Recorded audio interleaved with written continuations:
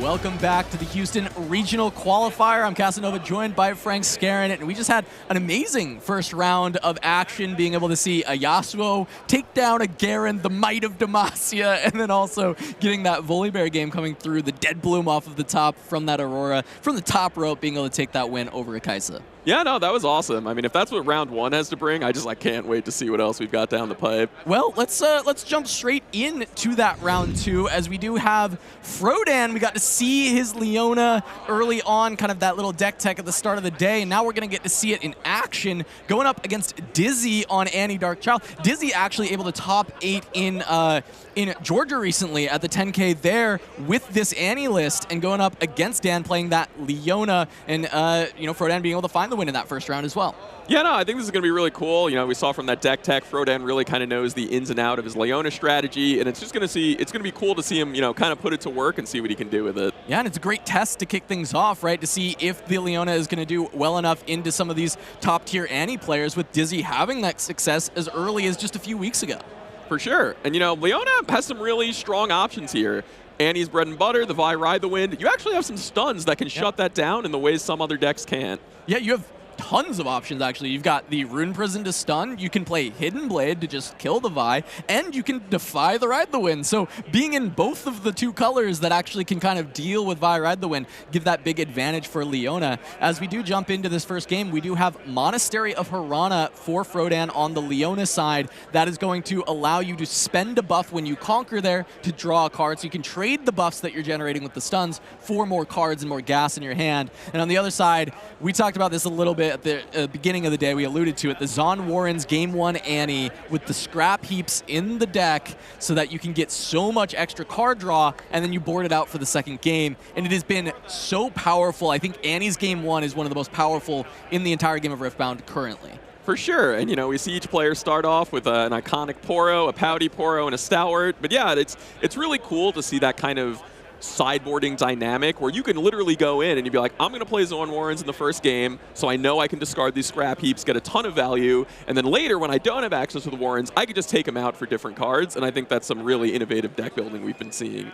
Yeah, and out the gates, it is just going to be Frodan getting that Conquer, getting the Stalwart Poro in place with its shield, so it can be a 3, and then just immediately, this is the classic Leona. Hey, turn 2? I play Determined. That is the game plan for these Leona decks. There is nothing more powerful for this Leona Legend to do than to play Leona Determined on turn 2, and it's real nice that you get to have her in that champ zone.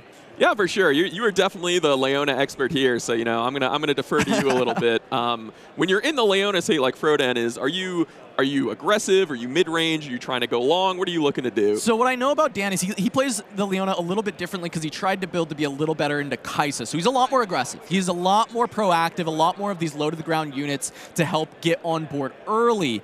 But the core game plan of your Determined actually remains the same no matter which version of Leona that you want to play, because you like to have her sit in the back row and kind of ask your opponent, do you want to come into a battlefield? If you do, are you going to be able to stop me from just going in when I have open runes to conquer with this Leona, because your unit's going to be stunned. You're not trading back. No matter what buffs you have, if I can buff over, I'm not going to trade. I'm just going to take your unit down. For sure. Sometimes the threat of the Leona is greater than the Leona itself. Yeah, especially into these aggro decks that often do not have an answer to you, and it is just saying, hey, I have to give up material for this point, and does it get to a critical mass where I've given up too much material, and now the Leona completely holds and I can't stop them?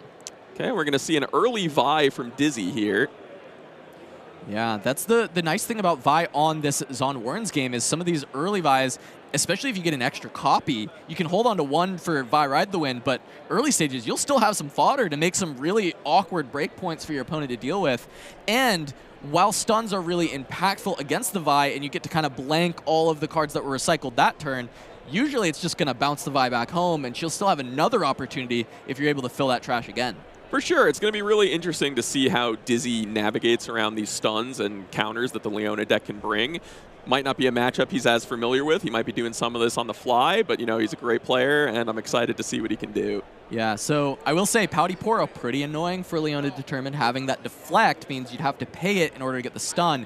One thing in the rules change, though, is you can actually decline to pay the deflect cost and not stun the Poro, which is a potential thing that Frodan can consider that he might want to do here. Yeah, a little insight from the design side. We didn't want deflect to be like a trigger that could be missed, so we kind of baked it in as an additional cost. And at first we said, like, hey, you just have to pay that. You don't get the choice. But we kind of found a nice middle ground where it's still not a trigger, but you can still decline and be like, I don't want to recycle a rune. I'm just not going to put my ability on the chain. So it looks like Dan is going to pay that deflect cost, though, so he will get the stun. He will get this Leona trigger to come through. Yeah, and an interesting play from Dan. I imagine he's thinking, hey, if there's a Void Seeker, if there's a Hextech Ray, I don't want my Leona to die necessarily easily, so I'm going to stun it even to just prevent 2 damage. Yep. That's big. We'll see what Dizzee decides to do. It looks like they have paid the cost, but they're still in reactions on the stun before it comes down, because when you decide the target, you have to pay it, and then it'll look to resolve. Looks like he is going to get the stun. Dan showing the camera the stun, putting it onto the Poro. We love to see it. Yeah, and my guess here is that Frodan probably has maybe a little bit extra to back this up as well, but the buff on the Leona does just put her out of range of kind of any single card that Dizzee could have. Yeah, one of the things we saw in hand was the on guard, which is showing more of that kind of proactive game plan that he is going for by being able to utilize the lower cost units a little bit more effectively with that on guard, not having to rely on the bigger units to come down, as that is just going to be a fight or flight, and there's no immediate answer that Dan's got in hand. He would be looking for a Defy as a way to deal with this. So Dizzee is going to just say, hey, I'll trade a card for a point here, and I get a rune out of it because you've stunned my Poro. For sure, and that's a nice move from Dizzee. That's kind of the one angle that Frodan's plan didn't cover, and it's like, you're not going to kill my Leona, but you are going to push her back to base, prevent that point, and as you said, he did have to already pay that deflect cost, and going down a rune can be pretty critical in these early turns. Yeah. And that is one of those knowledge checks, too, where I think some amount of players are probably not going to know that they can kind of not pay this deflect cost. And, I know that Frodan's relatively new to the game, but he was really excited about it and dove in. So I'm not surprised if he does know or if he doesn't. It's just one of those kind of niche interactions that a lot of players are going to be slowly picking up over the weekend. For sure. So now Frodan thinking about what he can do to follow up here now that he's gotten boxed out of Zoan Warrens.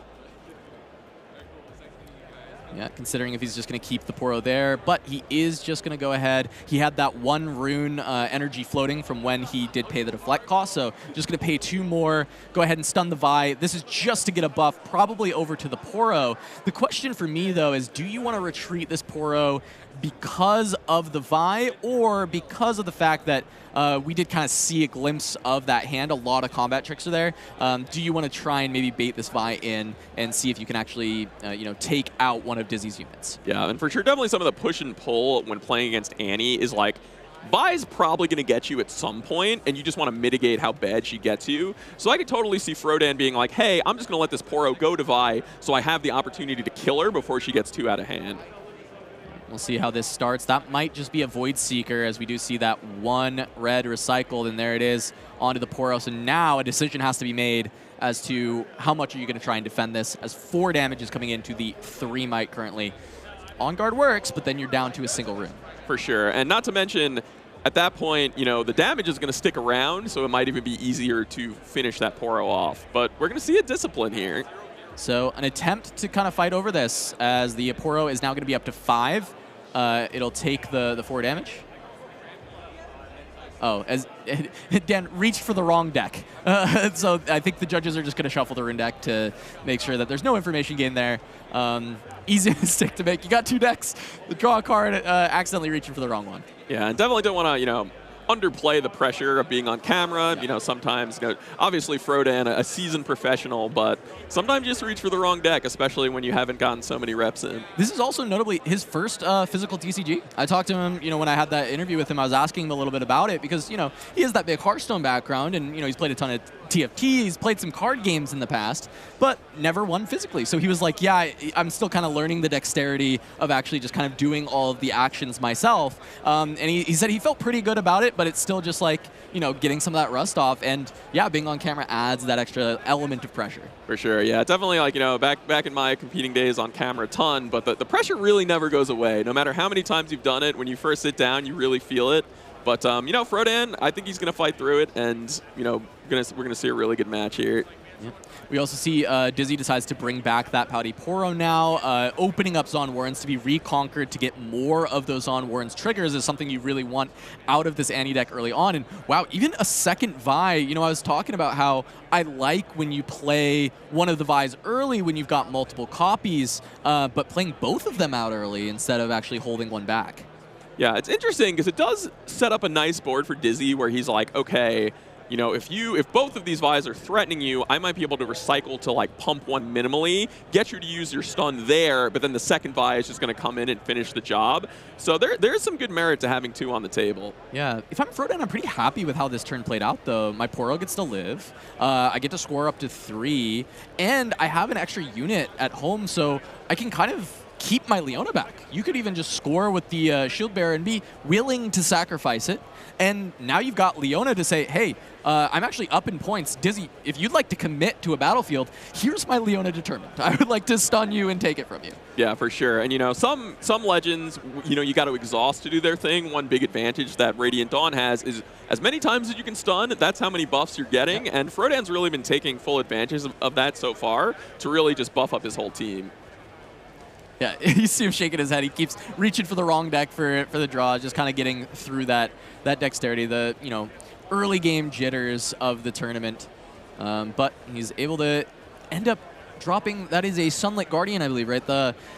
This is another card that Dan plays that I personally in my Leona decks haven't, but this is part of the lower to the ground strategy that he likes, and he likes to kind of get the Poro in, get the Sunlit Guardian down, look for those kind of quick early holds with more aggressive units instead of like the other Sona versions that we've seen some other players playing. Like, I've really enjoyed the Sona version where you're trying to play more around those mid-range units and play around the Leona getting in, establishing a Sona, and then following up with a lot of spells. So this is more bunch of units, get some buffs, and then use Kingpin as your big kind of like linchpin unit in the deck. For sure. And, you know, Sunlit Guardian, if you can get it into a battlefield and get that shield going, it is a lot of stats for the energy cost. And especially, you know, you throw a buff on it, all of a sudden that thing's getting pretty huge. Yeah, and the tank keyword, I think, cannot be understated. I think that's one of the reasons that Lecturing Yordle was like a slept-on card for a while, but you're like, oh, I draw a card, and also this 2-Might has tank, so I can actually protect some of my more important units in combat. And I think Sunlit Guardian has that same kind of effect with that tank keyword. All right, Pouty Poro moving into Zon Warrens, trying to contest, and is going to take a trade. Makes sense, as now the Kai'Sa's going to come down accelerated. Dizzee going to go for the draw plus the rummage from the Zon Warrens, as this is kind of the big thing that Annie loves to do. She loves to be able to cycle through the deck, find the exact pieces that she needs to put together. This is an aggressive deck that does play this kind of combo-oriented play style. There's not a ton of true combo decks in Riftbound currently, but Annie has a lot of small combos that you'll play throughout the game. For sure. And, you know, Annie really has that advantage where she gets to play the game on both turns always. She can use all her runes on her turn, but then when you go to the other turn, you get to ready to and still play the game on your opponent's turn as well. And Dizzee clearly going to use that here to just keep the pressure on, make sure he's scoring some points, but also having interaction to fight back on the other side. All right, and I think Dizzee just asking if he's allowed to shortcut the Vi instead of having to one by one put the cards at the bottom of the deck. So he's selecting, it looks like 4 here to push one of these Vi's up to 7. And I imagine after doing that, it's going to be Vi's time to go in. Yeah, Vi into the Stalwart Poro. That is going to go up to a 4 already on defense into 7. And we know there's a Call the Glory in hand, but also this Facebreaker. You can just say, you know what, this combat just doesn't happen really, and I'm going to get a buff to go to my set. And we'll see if he remembers this trigger here from Radiant Dawn as that stun comes through to get that buff onto set, because you definitely don't want to miss that. That is such an important buff, as it's a +2 for set, as Kingpin has the text that when friendly units at his location have a buff, he also gets a +1. Absolutely. And Frodan, you know, the way we saw his deck earlier, the way he's built it, he's really kind of maximizing on a lot of these stun options. And Facebreaker, maybe not a card every list would play, but, you know, working really great for him here. And now this is going to kind of come back to bite Frodan a little bit with the Facebreaker, because now this Vi comes in and the Poro is still stunned from the Facebreaker, so it won't actually be able to even look for a trade if he decides to try and buff it up with something like the Call to Glory. Yeah, and this is kind of what that threat of having the 2 Vi's is. It's like, went in with the first one, didn't work, it got stunned, but now here comes the second one. Yeah, and I see this Vi, is this Vi at 7? So this Poro would just get buffed to 7 here? From the Call to Glory. It's a great question. Are they just bouncing off? Just want to make sure there's some clarity here. Visually, it looks like to me that there was one more recycle for this one and then pumped up to 7. Maybe, I think maybe Dan might have missed this as far as the how big that Vi actually was going to be. Plays the Call to Glory out, and it looks like he is just going to end up losing this Poro and loses that Call to Glory, which is definitely big, especially with kind of missing out on the Radiant Dawn trigger earlier. Now he's also down a buff on his set. Yeah, definitely a couple rough turn of events for Frodan. Dizzee using his Vi's extremely well, but Frodan still has some powerful units in the base, and it's going to be interesting to see if he can recover from that slight error and fight back. Yeah, and he definitely has the might to do so, right? Even without that buff, he's going to get one from the Radiant Dawn running in. The Vi is not going to be able to continue to be buffed up. I believe Dizzee has a flash, so I think maybe one of the more likely things to occur on this turn is we are just going to see Frodan try and run in, and that first stun gets reacted to by a flash, as the might values are already just in Frodan's favor. Yeah, and one thing that Dizzee is going to have to keep in mind here is he did just recycle a lot of cards out of his trash to get these Vi's able to contest Frodan's units. So he's got to make sure he can keep that card flow going in the trash so the Vi's can remain really strong threats. Yeah, I think the other big thing to look at is, even though that sequence of events was pretty tragic for Frodan, losing a lot of value, he's still ahead on points. It's 4-4, but he has the turn. He has the ability to go try and score 2 more points here. So he's just going to push in determined, and if he can get up to 6 points, it's now he's threatening to just kind of win the game if he's able to hold this fistful of runes and be able to stop this. As expected, Flash deny the stun, so you're going to get away from a buff, but looking at Frodan's hand, that's a pair of rune prisons. If he can just keep all of these runes and get Set and Leona on board, there's kind of a world that he just holds both and wins the game. Yeah, no, that's a great call out, because if he can reach that 6-point threshold, that's really kind of the sweet spot where you want to be to make sure that you can just threaten ending the game first.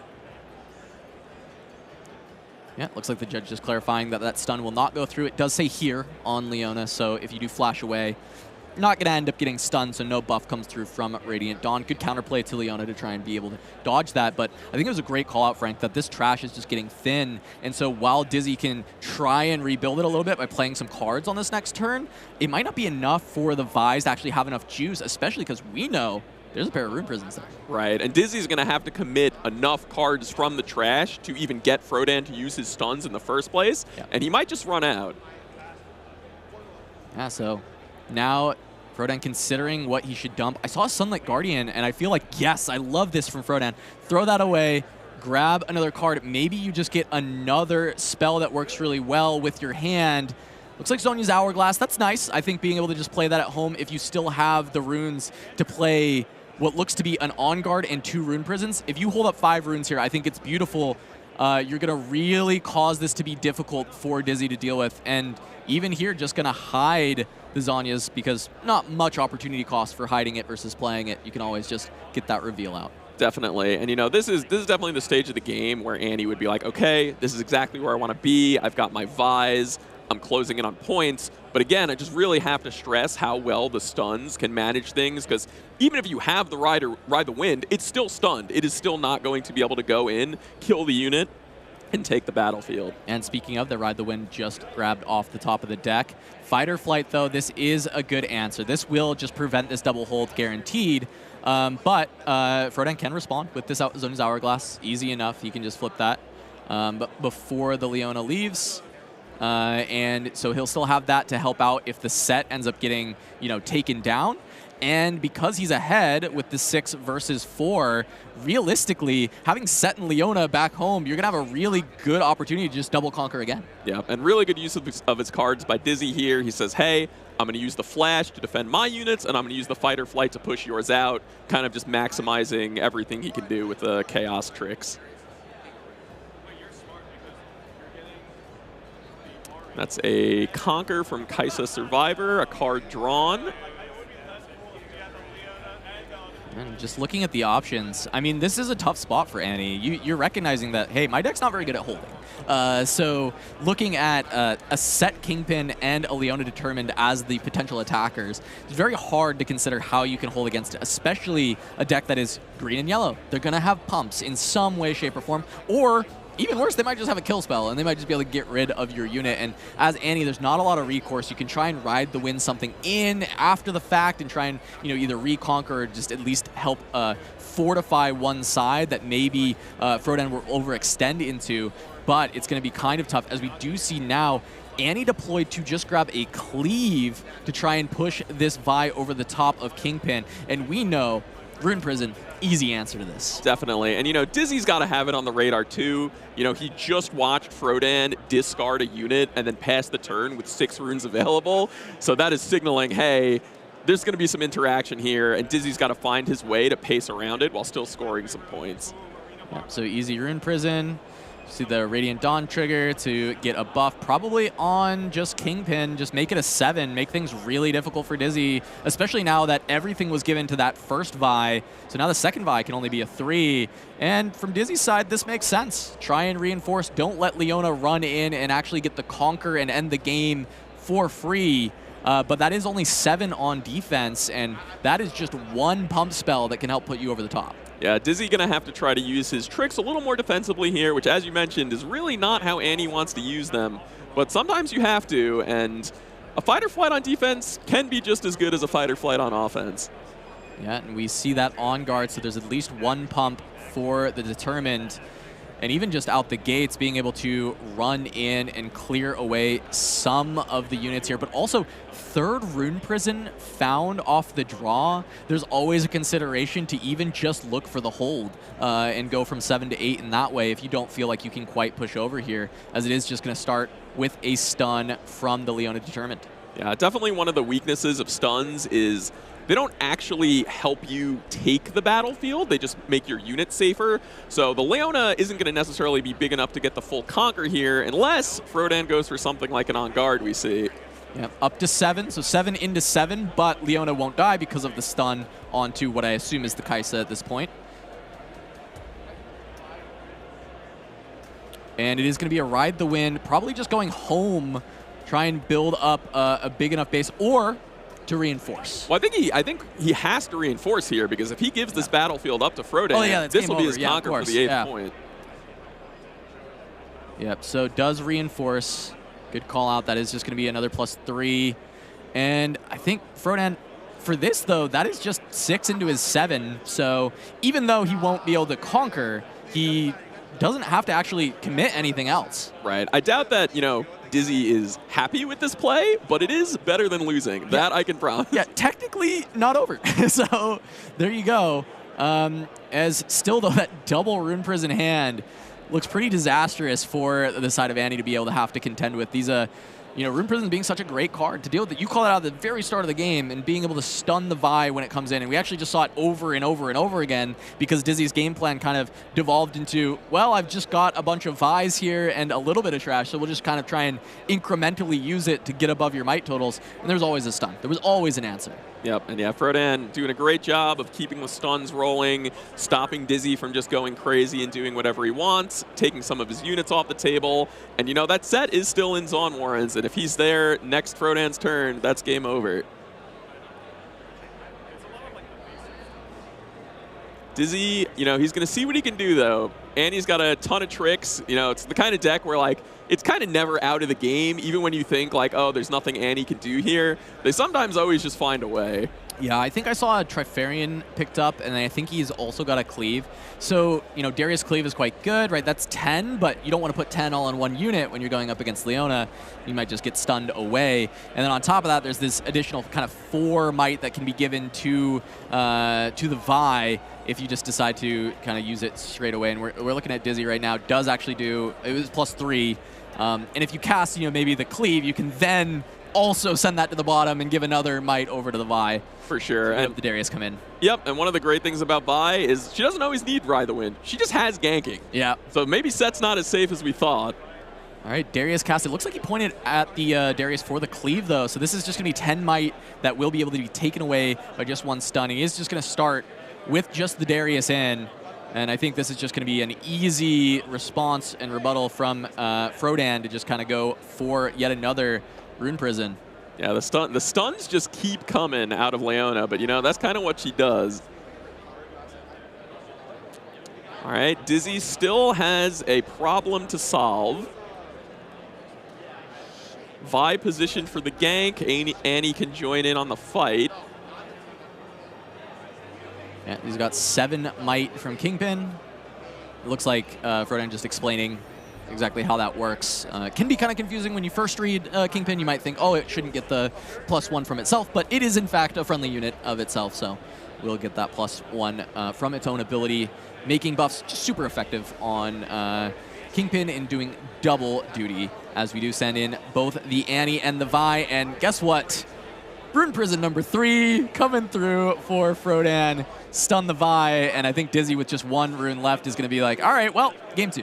Yeah, you know, Dizzee kind of just saying, all right, I've lost the ability to play around anything. I just have to shove my units in and pray you don't have it. But Frodan says, hey, I've got it. Puts the Rune Prison on the table, and he's going to take the first game. After a shaky start, too, really impressive, his ability to kind of just like stay calm, grind through, do what he does best, and secure that win. Yeah, and you saw him shaking it off, right? There's some camera jitters. He's shaking his head as he like reaches for the wrong deck on the draw. Like clearly, it's just like not meaning to do any of this. And then now it's going to get shifted back around where he does have a game 2 coming in, and actually an adjustment going to Hillock for this game 2, and then also we've got Green Leona, Leona's Zealot in the champion zone, so not the normal turn 2 determined necessarily, but against a very fast deck, having kind of this accelerate unit, pseudo-accelerate, where Zealot enters ready when your opponent is within 3 points of the victory score, you've kind of got a way to answer if Annie really gets ahead on board. Yeah, no, that's really interesting, too, because, you know, we see the arena's greatest here from Dizzee. Great battlefield option when you know you're going to be going first. So the odds that he gets to that threshold for Calm Leona are pretty high. That's a heads-up change. You know, that's one thing that I was really excited to see, like, oh, are players going to do the thing? Are they going to change their chosen champion in between games during sideboard? And I feel like you don't see it too often, but really excited to see Frodan use it here. Yeah, as we do have, as you said, arena's greatest for Dizzee, so the extra point there, and then on the other side, Windswept Hillock, so this is going to be that ganking that comes through for Frodan. This is a battlefield that I've gone back and forth in with Leona. There's a lot of matchups where it feels great. You get your Determined onto a battlefield, and then sometimes Leona has a little issue with pivoting around. But the ganking there lets you kind of run to the other side. The problem that can arise that I've found are purple matchups, where Annie sometimes just says sneaky deckhand in your Hillock and then conquers, and you're just very far behind. But we'll see with Frodan's more aggressive approach if this Hillock ends up being even more helpful against the purple matchup than not, as I think the judge call is about arena's greatest on Frodan's turn. Yeah, you know, so looking here, we see Frodan's points at 0. He's channeled his runes. The arena's greatest is a beginning phase trigger. It looks like he might have unfortunately missed that. Oh, maybe not. Oh, there's his point. Okay. But yeah, I definitely hear what you're saying. I feel like Hillock's one of those battlefields when you bring it and you're using it, you're like, this is great. And when your opponent uses it against you, you're like, that's cheating. This you're like, wait, no, that's my battlefield. Yeah, exactly. It's the one battlefield I've really gone back and forth in the deck where, you know, you've got some games where like, yeah, this is the best thing in the world. This is the best battlefield. And sometimes it is a pain, as we do just have this start from Dizzee, as he will send the Traveling Merchant into the Hillock and say, you know what, if I'm able to stick around in this, I am going to conquer again on the next turn, going over to the arena's greatest. Yeah, very, very interesting, because if Frodan did miss that trigger, it's kind of on Dizzee to say whether he gets it or not. And Dizzee might have just said, like, hey, I don't want you to lose the point like that. I want to play this game the way it should, and gave him that point. Yeah, so there we go. And once again, Dizzee just going to have to start the game with early Vise. Oftentimes, it's not exactly what Annie wants to be seeing, the early game. Usually, on this rune count, you kind of want it to just be Simakaisa and then kind of go from there. And so the Vise just kind of indicate to me that Dizzee has found some clunky hands in the first 2 games. Yeah, you know, it's not a I'm going to play Garen Rugged as my first play level of fallback, but it's not plan A. Yeah, because like the Vi, when I've talked to other Annie players, they say that, you know, they're happy being on a lower 2-drop count, because Vi, even though you kind of don't consider her to 2-drop, is kind of okay to play on your first turn of the game, even in Annie, because that 3 might breakpoint is kind of enough, or sometimes you just pump it to 4 might, and that's enough to kind of push in, get the conquer, and then it has ganking, so it can be a real threatening thing for your opponent to have to deal with. And so I do, you know, don't mind that the Vi has to come down, but certainly it is just kind of, yeah, as you said, there's just like better plays. Yeah, and a tough exchange of resources here for Dizzee. He tried to Void Seeker the Sunlit Guardian as it moved in, but Frodan had the discipline to punish, and, you know, this is like really like, even watching from this scenario is where you kind of see some of the power of like Kaisa, because he had to recycle a rune for that, and he is going to feel that, especially after the recycle from Vi. Yeah, for sure. Because, yeah, that's 2 red gone. I mean, we're looking at just 2 runes for the side of Dizzee to kick things off in this next turn. We're on turn 3, and this is a 4-rune start. And on the other side, Frodan not having to really recycle anything. That's, you know, some of the power of the Sunlit Guardian. Really nice when you are going second as a turn 1 play. There's a lot of value that you're getting, and being able to save it is just so massive, as immediately this is just going to be 2 cards, 1 or 2? It looks like 2 going to go for the Vi? No, just 1 to start. Wanting to keep the Void Seeker in the trash, potentially for Annie Stubborn, I think. Yeah, and, you know, Frodan just doing a great job of knowing how valuable his stuns are and making sure to always prioritize keeping runes and energy up so he can use them when he needs to. And we're just really seeing how well they line up against this Vi again and again. Yeah, so actually just offering a trade of Vi into Guardian, but no, there is the cleave to back this up and push 3 over. And is there just going to be that Rune Prison, the pesky Rune Prison that has been there time and time again? And that is going to be the case. Yeah, Frodan really just the Rune Prison invitational card right now, so... Yeah. So that will just bounce the Vi. It will be able to still stay alive, though. The Assault +3, even with this buff, Sunlit Guardian, not enough damage to push over the top unless there's something like, I think an On Guard here hits Xaxes, but it doesn't feel like something that Dan is reaching to go do. It may just be a bounce back, but we'll see what Dizzee's got to add onto this, as he does go for a Fight or Flight. This does work. You know, just because the Vi is stunned doesn't mean it's not a body. 0 might, as far as offensive value, is enough to just conquer this. Yeah, that's a really great play from Dizzee, because now that, you know, he got the Rune Prison out of the hand, he still managed to get his point. He's, you know, it's an Arena's greatest game, so he's really just trying to snowball, and really, really good play from Dizzee. Yeah, and even considering running the Traveling Merchant over to the Arena's greatest to potentially hold this battlefield, as the Vi has ganking, so you're basically also on Hillock, because you have your own ganking unit that can kind of run between the two, and now maybe keep the Merchant back over on this side and make it really unattractive for Frodan to try and run in there. Yeah, there's a real risk-reward that Dizzee has to navigate here, because as it was, the Sunlit Guardian was threatening to just kill the Vi on its own, so he's going to move the Traveling Merchant over there to reinforce, but now he might be at risk of getting 2 for 1 if Frodan has a way to make the Guardian even bigger, but being Annie, he does get to ready some runes himself, and we might see a nice back and forth here. Yeah, as we're going to just start out with playing the Leona Determined. You know, she's arriving a little bit late to this game, but still potentially in time to kind of still find that victory, as you don't have to worry about Vi Ride the Wind and that 6-point breakpoint as much for Annie. If Dizzee gets to 6, doesn't mean the game is just over. Yep, and it looks like that Gambit is paying off for Dizzee as Frodan sends the Guardian over to the Windswept Hillock, and it looks like the hold on the Arena's greatest is going to work. Yeah, that'll put Dizzee up to 5. He's been able to refill his trash quite a bit, so he will be able to kind of reload this Vi and send it back over to the Hillock as a potential try and go for that conquer, and it'll come down to what defensive options are available for Frodan to try and hold on with that Sunlit Guardian, as he's considering going for a hidden card here.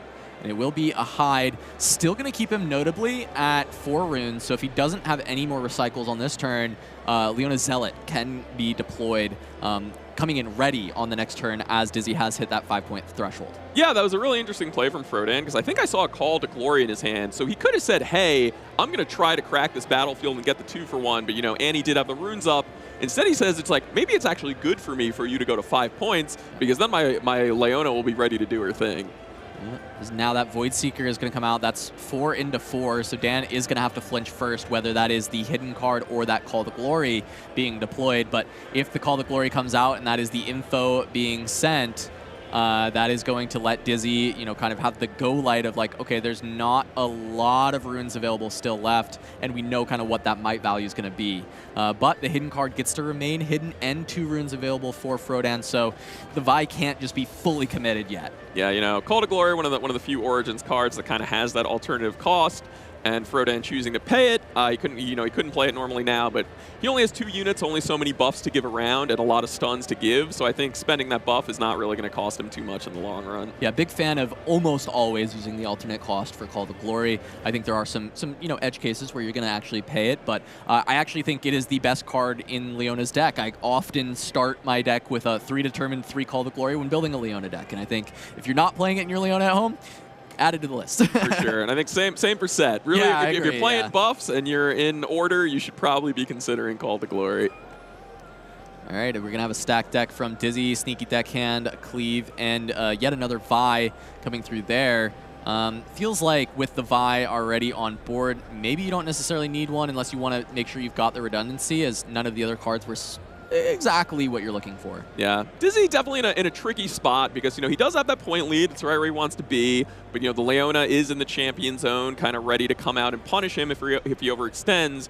So he's going to have to figure out what he needs to do here to make sure he keeps scoring without losing too much of a presence. And it's going to start with 2 runes coming down for a Falling Star, so just even more aggressive recycling. Curious if this is just going to go for Leona, or if you're going to try and put one into the Sunlit Guardian, and it looks like it is just going to be the Sunlit Guardian, trying to make this hidden card become revealed. It is going to be Zhonya's, which I believe...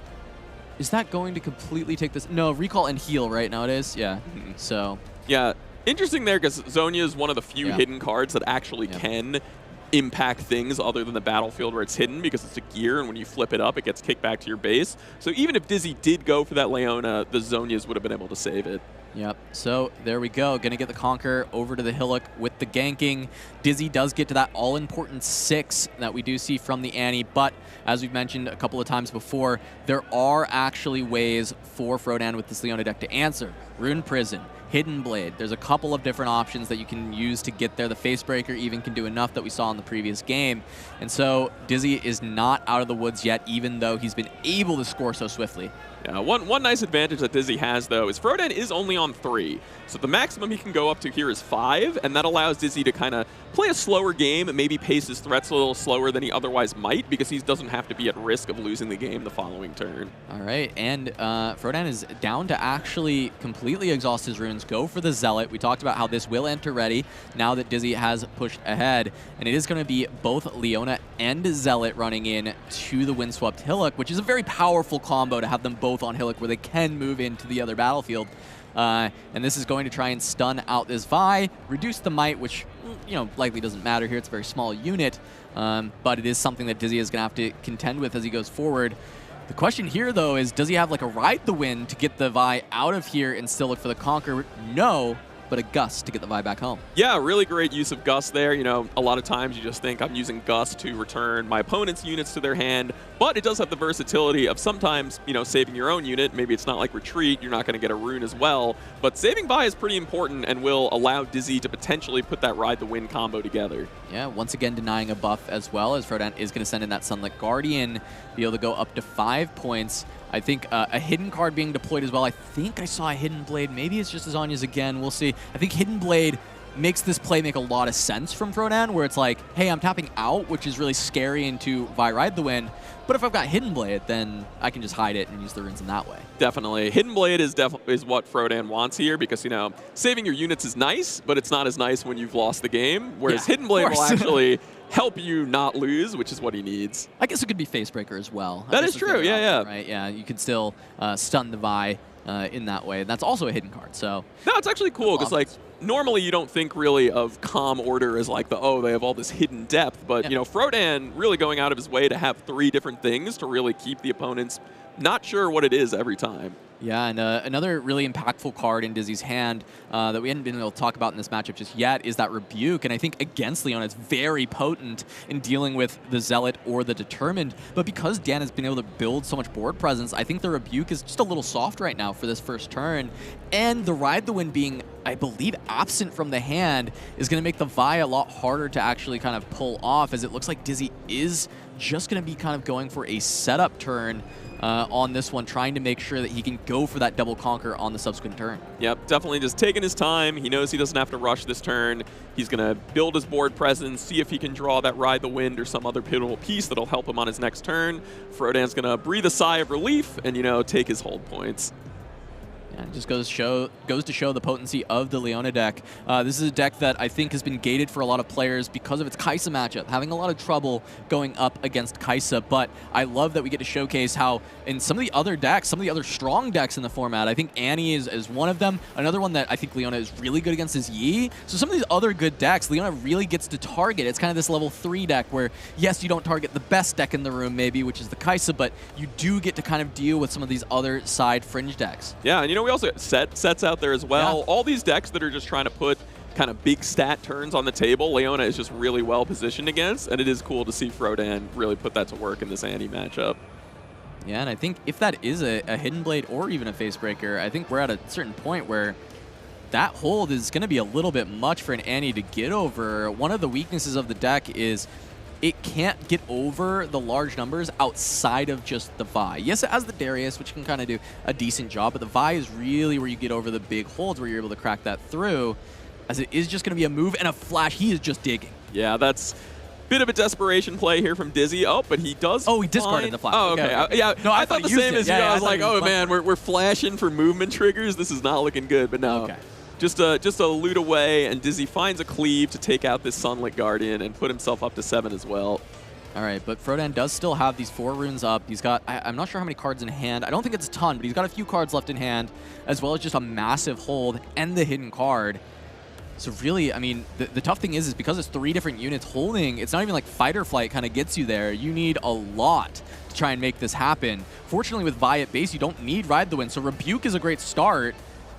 There's not enough runes to go like Rebuke Annie, Rebuke again, or anything like that, so it is just going to be whatever Dizzee's got in hand. Right, and you know, as we saw before in that Fight or Flight play, if he can clear the units out, a stun isn't going to be good enough to stop the Conquer.